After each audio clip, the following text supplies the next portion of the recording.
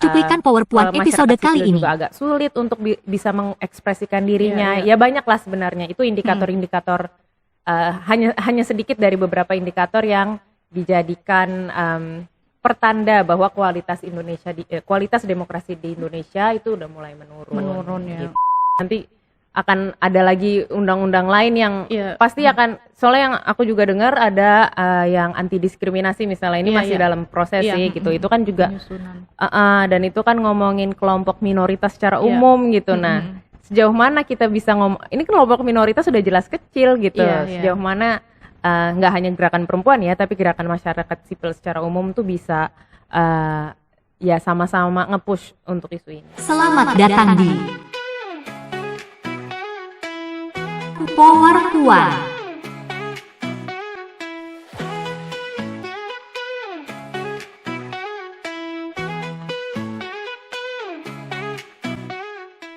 Hai Sobat Puan, ketemu lagi bareng Dede di podcast PowerPoint. Kali ini aku sudah kedatangan tamu istimewa. Semuanya istimewa sih.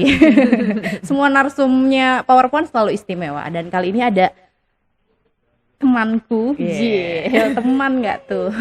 Ini ada Kakak Kety. Hai Ket. Hai Kakak Kety. Oke, Kakak Kety. Apa kabar? Gimana kabarnya? Baik. Sehat. Oke, mungkin Kety mau nyapa teman-teman sobat Puan. Oke, halo semuanya. Selamat siang sih sekarang kalau di sini. Namaku Dia Ayu Kartika atau bisa dipanggil Kety. Mahasiswa S3 di Australian National University. Itu aja. Langsung ya perkenalannya kayak wow. Ngambil salam kenal semua by the way. Ngambil jurusan apa? Oh iya, S3-nya di Departemen Politik dan Perubahan Sosial. Jadi agak-agak politiknya ada, sosiologinya ada gitu-gitu.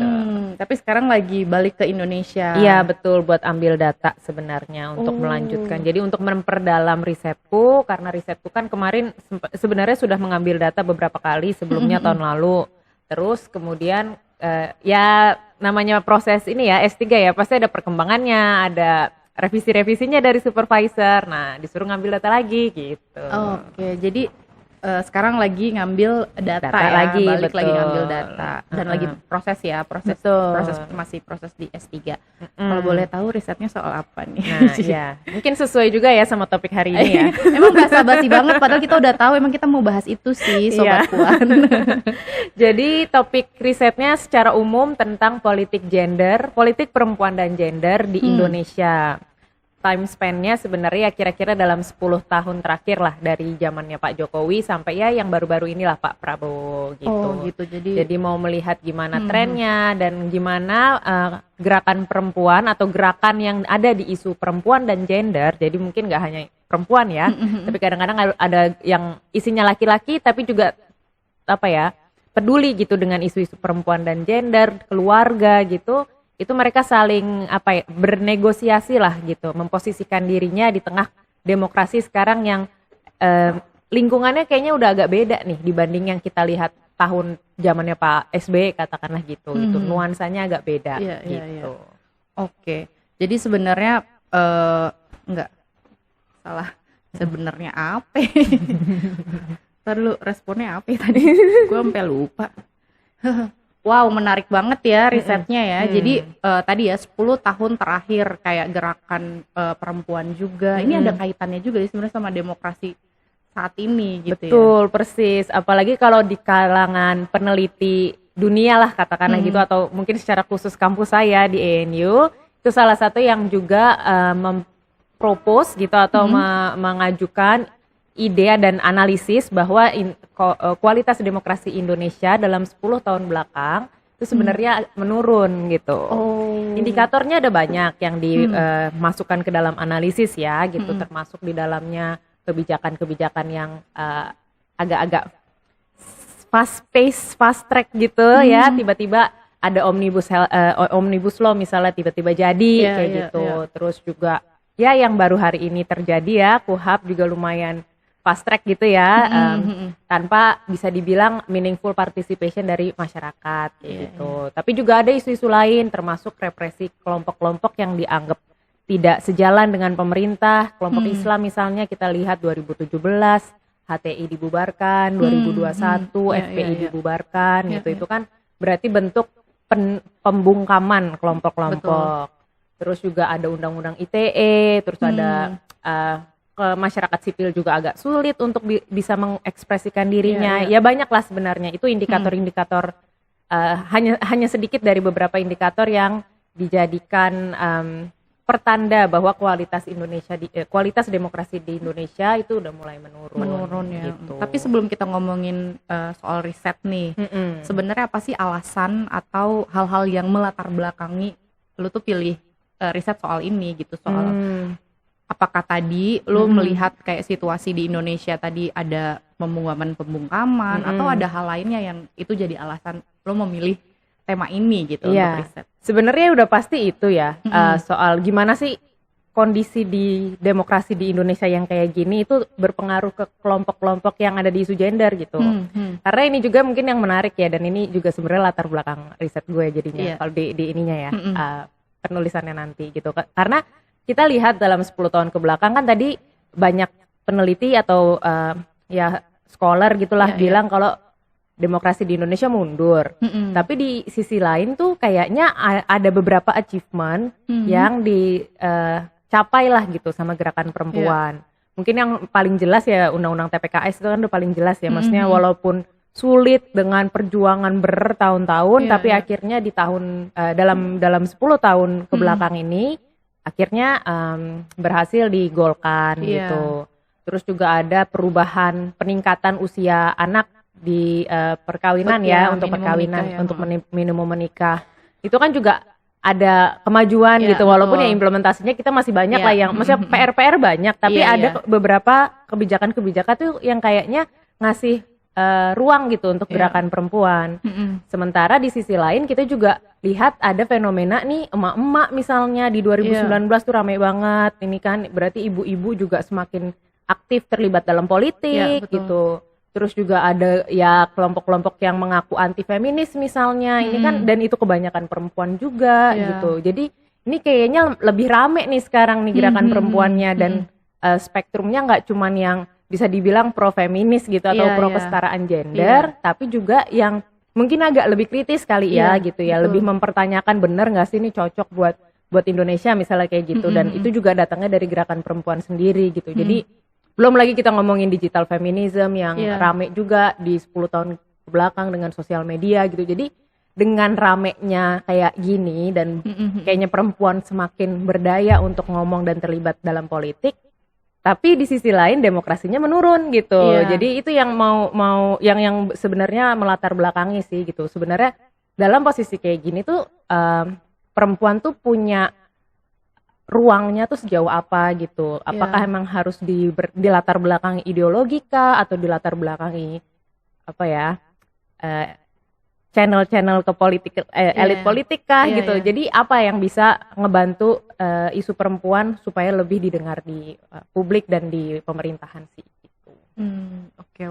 Sebenarnya ini udah masuk ke pertanyaan gue yang kedua sih, kayak mau nanya gitu. Apa sebenarnya 10 tahun terakhir ini pergerakan perempuan tuh seperti apa di luar dari yang pro feminis tentunya ya, tapi ternyata tadi gitu gambarannya malah justru lebih beragam, bahkan nggak cuma di nasional gitu kan, di tingkat lokal pun udah mulai banyak perempuan yang kritis gitu kan. Betul. Iya, apalagi sekarang kan kita juga lihat ada yang menariknya tuh ada gerakan literasi yang sebenarnya tuh tujuannya ya untuk supaya masyarakat lebih banyak baca, tapi bacaannya mungkin yang bacaan yang lebih kritis ke feminisme di satu sisi, di sisi lain juga ada yang pro feminis banget gitu. Jadi ya karena informasinya banyak, terus kita juga ada sosial media yang ngasih informasi banyak ke masyarakat, jadinya kayaknya jadi lebih vibrant aja gerakannya gitu. Dan itu yang mau gue lihat di 10 tahun ke belakang gitu, seberapa besar ini kemudian berpengaruh ke pemenuhan hak-hak perempuan lah bisa dibilang gitu. Oke. Menarik ya. Mudah-mudahan sih menarik ya.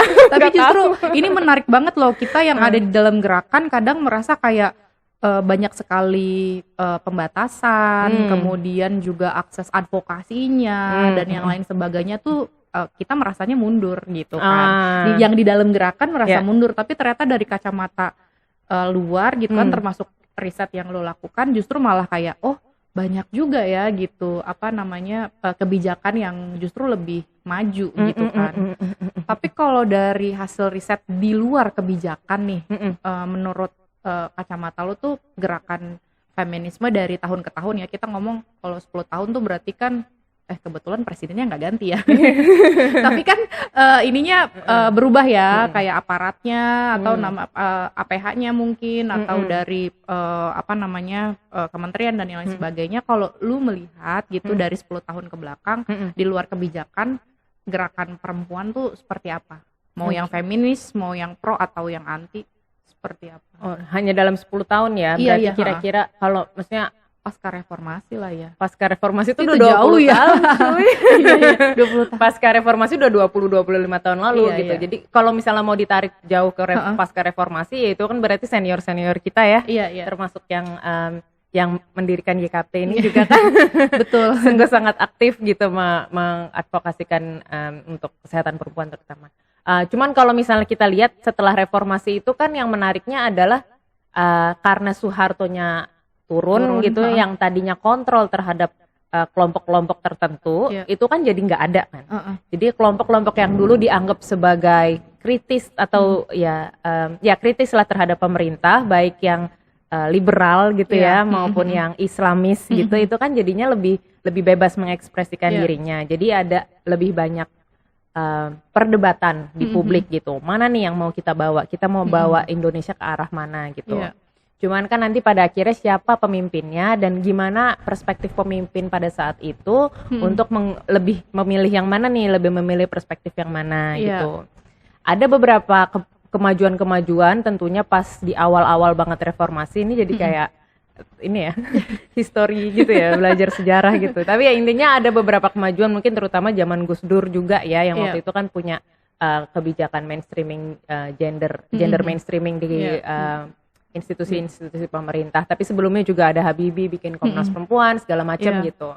Nah mungkin yang lebih menarik adalah melihat bagaimana setelah itu, karena kalau kita lihat 98 sampai 2004 itu kan banyak presiden ganti-ganti gitu kan, dan disitulah juga masyarakat sipil juga mulai ramai juga kan mempush kebijakan satu kebijakan dan kebijakan yang lainnya. Nah di zamannya SBY ini yang agak menarik gitu, karena kalau lagi-lagi di kampus saya, jadi di kampus gue tuh udah bikin kayak semacam periodisasi dan gimana kondisi demokrasi pada saat itu gitu. Oke, ketika pasca reformasi itulah ketika demokrasi lagi membuncah-buncahnya gitu.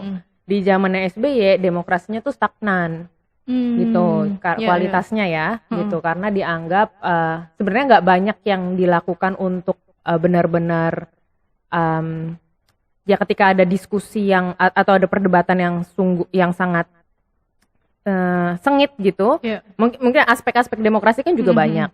Nah, ketika dalam konteks yang demokrasi yang seperti itu, analis-analis di kampus gua itu banyak yang bilang demokrasinya lebih stagnan gitu. Nah, bagaimana kondisinya SBY pada saat itu berpengaruh pada kebijakan-kebijakan gender, sebenarnya yang menarik juga agak kurang memberikan ruang lah buat kelompok feminis sebenarnya pada saat itu, karena dianya sendiri mungkin secara personal lebih simpatik terhadap nilai-nilai kelompok-kelompok Islam pada saat itu gitu. Jadi mungkin itu yang kita bisa lihat di Undang-Undang APP anti pornografi gitu. Tahun 2008 ya. 2007-2008. Sebelumnya sebenarnya 2005 tuh juga ada tuh inisiatifnya Bu Musdah di Kemenak yang kompilasi hukum Islam. Jadi intinya itu mau mereformasi inilah perspektif kompilasi hukum Islam supaya lebih gender equal gitulah. Nah, tapi itu pun juga tidak didukung waktu itu dan ya banyaklah backlash, banyak inilah ya tekanan-tekanan dari kelompok-kelompok Islam gitu terhadap itu, akhirnya itu nggak jadi. Terus 2007-2008 ada yang Undang-Undang APP, 2011-nya kita dari gerakan kita sok gua banget mengaku-ngaku ya, tapi maksudnya dari gerakan masa sih yang dari gerakan perempuan itu mengajukan yang RUU KKG itu keadilan dan kesetaraan gender. itu pun juga banyak tekanan kan dari kelompok Islam juga khususnya ya waktu itu ya. Dan itu juga sih yang sebenarnya dari kelompok Islam semakin menyadari kayaknya ini isu gender kayak sesuatu yang harus lebih difokuskan nih, harus nggak cuman bisa diomong-omongin di luar doang dan diinin doang, tapi harus ada aksi yang lebih strategis untuk masuk ke kebijakan gitu, untuk menentang, karena gender kan dianggap sebagai bagian dari Barat pada saat itu gitu. Jadi itulah perseteruan yang terjadi di zaman SBY gitu. Nah di 2014 ini yang berubah nih ketika Jokowi masuk gitu ya, dan perspektif, dan dia kan juga didukung sama banyak masyarakat sipil ya sebenarnya gitu. Jadi banyak orang-orang di dalam tubuh kementeriannya Jokowi pun sebenarnya cukup peduli lah dengan isu-isu perempuan, dan itu yang akhirnya dalam pemerintahan Jokowi dalam 10 tahun ke depan cukup membuka akses gitu. Gitu sih, itu dulu deh. Sekarang ntar ya maksudnya sekarang segitu dulu, nanti gue kebanyakan ngomong. Iya tapi padahal sebenarnya undang-undang TPKS itu kan juga sudah diperjuangkan dari zaman SBY kan. Betul, iya, tapi itu kan dari 10-an 2012 ya, gitu kan, pas setelah RUKKG gagal, terus habis itu ngerumusin undang-undang TPKS gitu. Ya, itu pun juga kan ya susah juga kan, maksudnya banget, kan gitu kan. Ya, dan nggak serta-merta langsung masuk pada saat itu gitu loh, gitu. Dan jadi itu perdebatannya cukup panjang juga kan, dari yang berapa bentuk kekerasan seksual dipangkas lagi tapi stagnan juga gitu kan. Iya, gitu.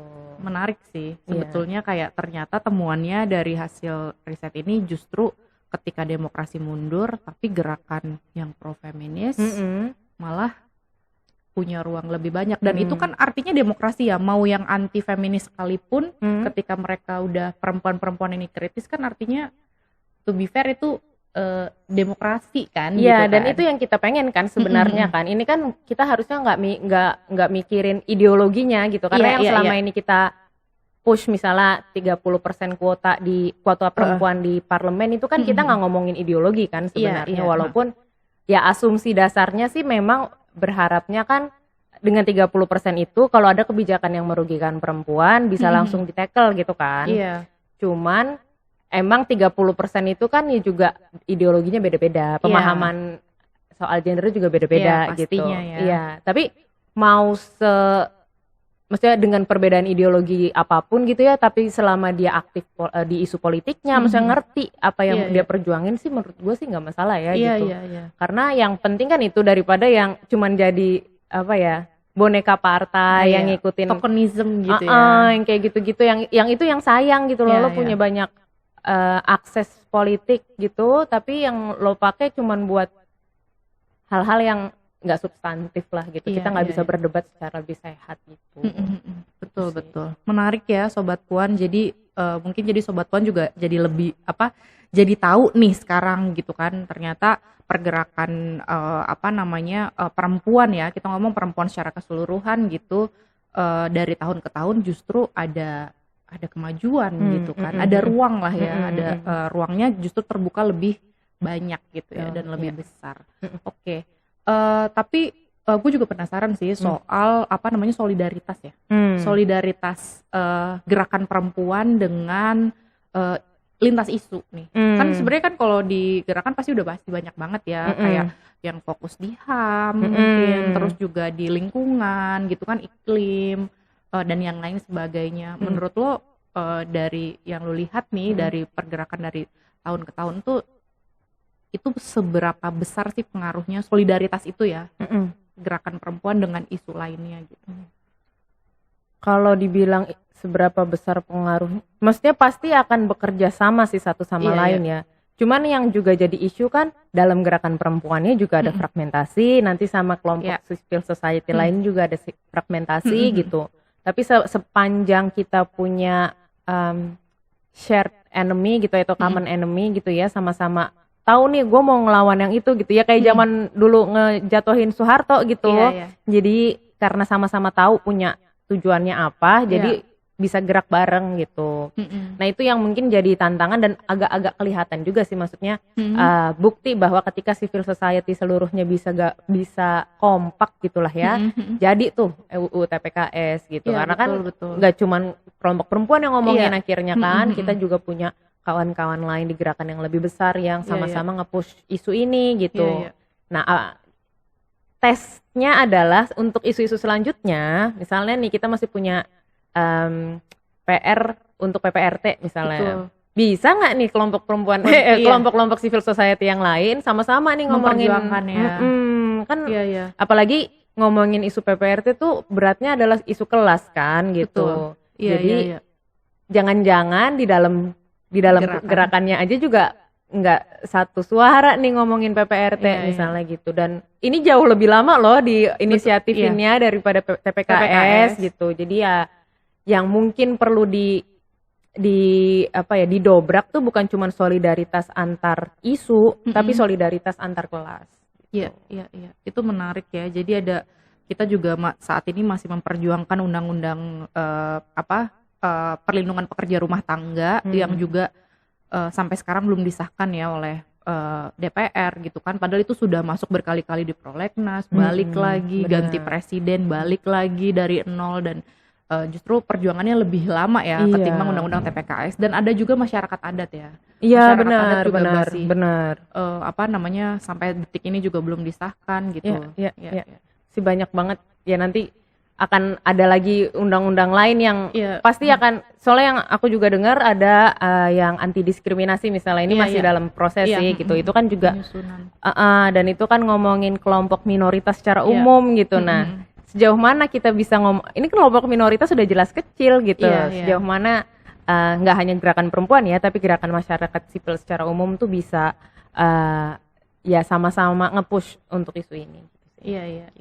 Bisa jadi ternyata caranya juga berbeda ya dari yang dulu di undang-undang TPKS ya tadi, karena ada fragmen tadi ya. Kalau lo mengistilahkan itu kayak di dalam gerakan kita sendiri juga tadi ada mungkin nggak sama. Gitu. Tapi ini juga sih mungkin yang gue mau tambahin, kalau TPKS itu juga mungkin ya agak contoh kasus yang agak lian gitu ya, agak-agak isolated gitu.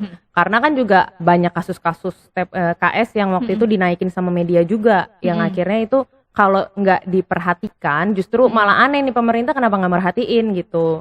Dan itu juga yang mungkin nge-push pemerintah saat itu, Jokowi dan jajarannya, untuk lebih tegas lagi gitu untuk oke, ini harus dipercepat misalnya kayak gitu. Nah, tapi itu kan berarti kita harus nunggu korban gitu loh. Masa sih untuk PPRT kita, dan korbannya PPRT udah banyak gitu. Maksudnya gimana mau nunggu sampai kapan gitu, sampai kasus kayak apa lagi, udah kasus paling aneh, paling mengerikan tuh terjadi untuk PPRT gitu. Apalagi yang harus terjadi sampai akhirnya pemerintah pun mau gerak untuk mempercepat proses ini sih. Iya, benar-benar. Ini juga keinget sama yang perjuangannya teman-teman jaringan di undang-undang perkawinan sih. Yang kayak sebelumnya kan waktu JR usia minimum menikah itu kan juga dulu tuh sempat ditolak kan pertama, tapi ketika pengajuan berikutnya menghadirkan korban, akhirnya diganti gitu kan, direvisi tuh gitu.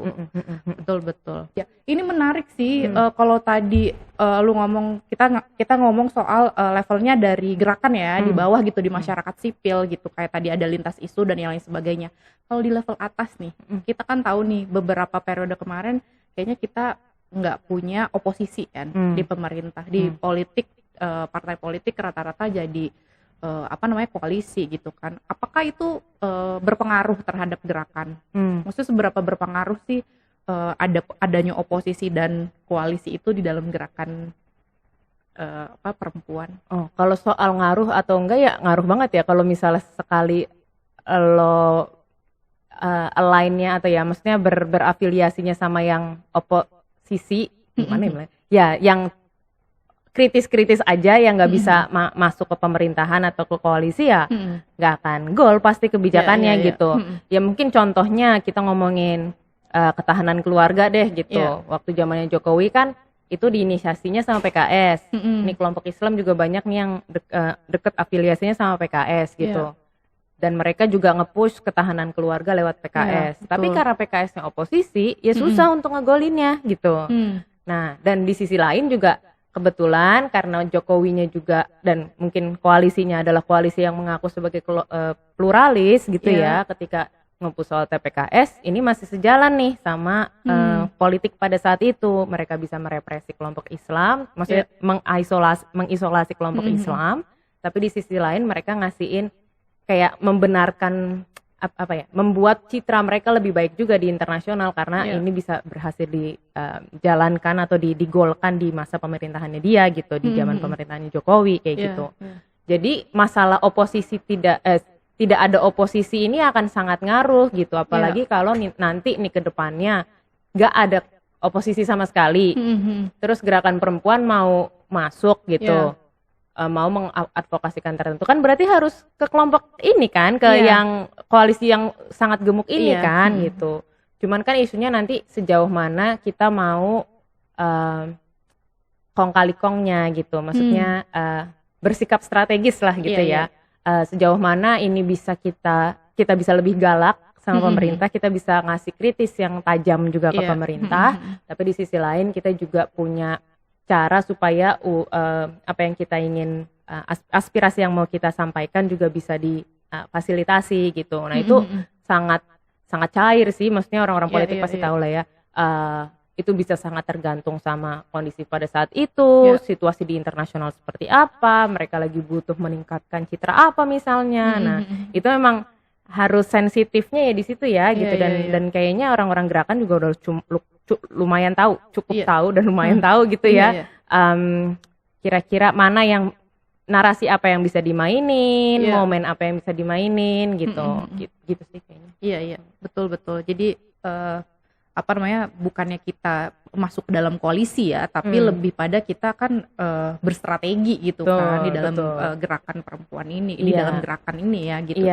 Untuk menambahin lagi karena pasti di dalam koalisi yang sangat gemuk itu pun ada friksi-friksi di dalamnya kan gitu, nggak mungkin lah walaupun koalisinya besar dan bisa diiniin, tapi kan mereka pasti ada kompetisi nih antar elit nih gitu.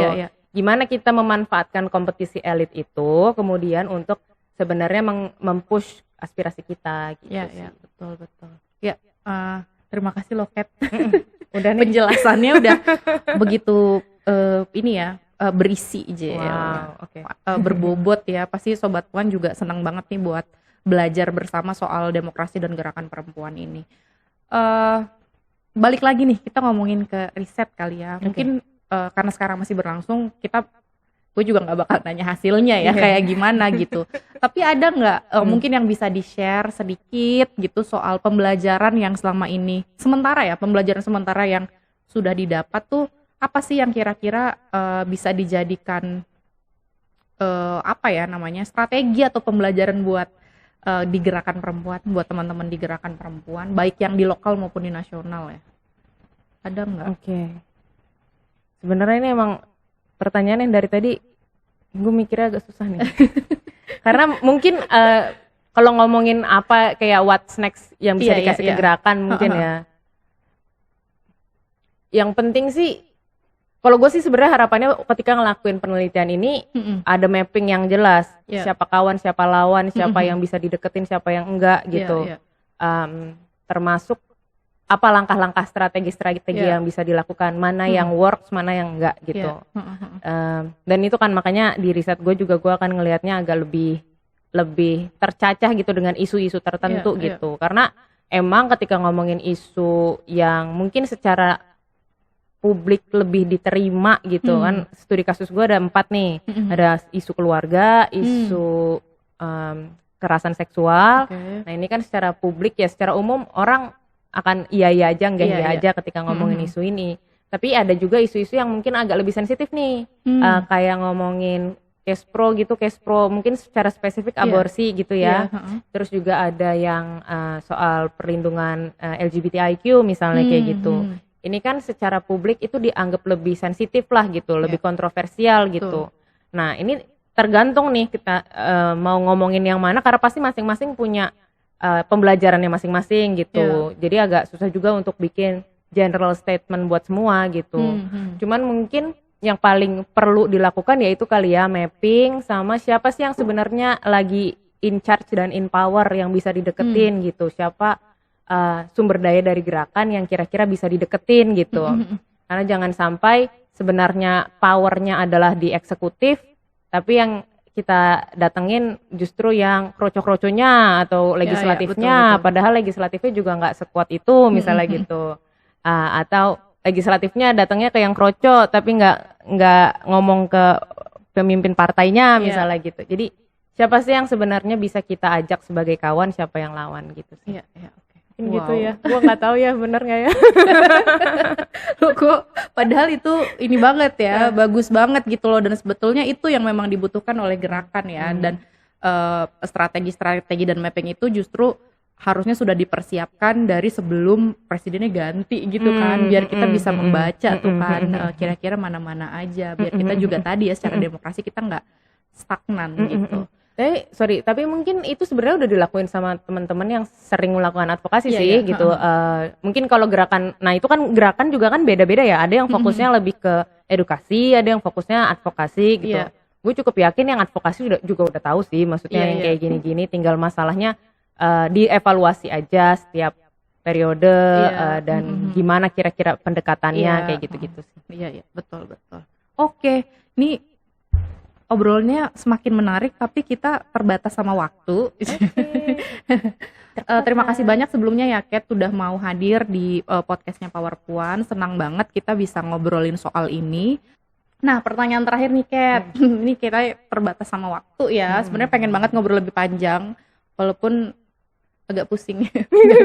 Enggak. Tapi maksudnya pertanyaan terakhir, mungkin buat sobat Puan di rumah, orang muda, untuk masyarakat sipil, sebetulnya apa sih yang harus kita lakukan agar demokrasi itu terus berjalan gitu loh.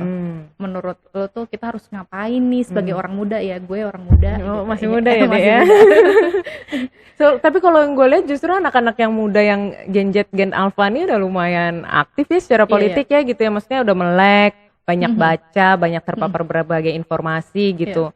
Jadi yang secara knowledge mungkin udah cukup oke gitu. Cuman mungkin kan masalahnya keterlibatan ini apakah tertranslate atau terjemahkan ke aksi yang lebih real gitu. Dan itu sebenarnya nggak harus yang kayak benar-benar yang turun ke jalan atau apa ya gitu. Tapi lebih terlibat aktif di komunitasnya misalnya atau sebenarnya banyak ngomongin ini di up ini di sosial media, ternyata kan lumayan berdampak ya karena negara ini kan viral based policy kan gitu. Viral based policy. Jadi ya kalau lagi itu berisik aja gitu, rame aja dan syukur-syukur kalau emang ada waktu dan kesempatan ikut dalam aksi-aksi masyarakat sipil juga gitu. Jadi ketika ini banyak orang kan pasti akan memberikan tekanan yang lebih, walaupun ya kita lihat di demo-demo sebelumnya juga udah banyak banget yang turun ke jalan juga tetap aja tergilas gitu ya. Cuman jangan menyerah aja sih, karena ke depan tuh bakal banyak represi yang mungkin akan kita alami ya, terutama dengan KUHP yang baru aja disahkan hari ini gitu. Nah itu yang kita kayaknya harus pinter-pinter cari cara sih gitu untuk gimana nih mengakali juga akal-akalan pemerintah gitu. Mengakali akal-akalan pemerintah gitu. Jadi supaya kita masih aman gitu. Oh ya ini juga mungkin ya digital safety gitu-gitu juga perlu ya.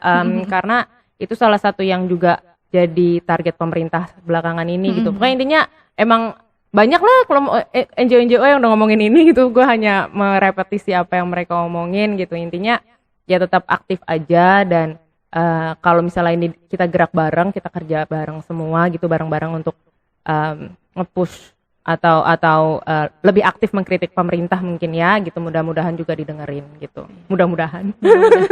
Gua agak hopeless gitu loh. Tapi tetap optimis sekarang. Ya harus optimis. Harus sih. optimis. Ya. Oke, terima kasih banyak Kety. Sama-sama. Nah itu dia Sobat Puan.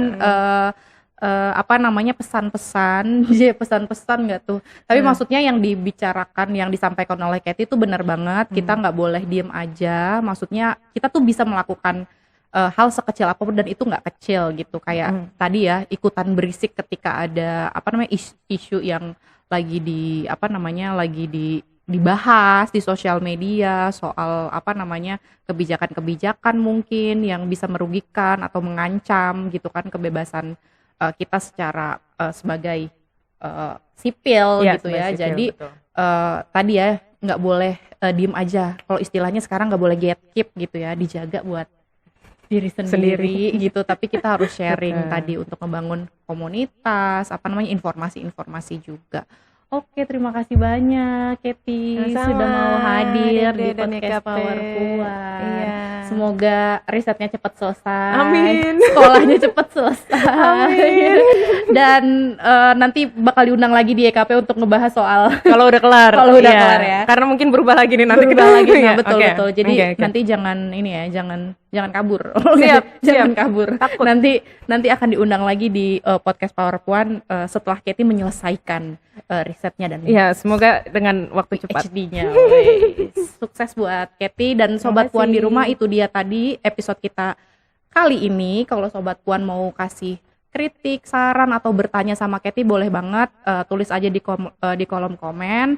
Dan kalau Sobat Puan juga mau memberikan ide untuk tema narasumber yang akan kita undang di episode-episode Power Puan berikutnya boleh banget, boleh DM. Jangan lupa juga buat subscribe, buat terus ikutin sosmed semua YKP. Oke, itu aja Sobat Puan. Sampai ketemu di episode berikutnya. Dadah.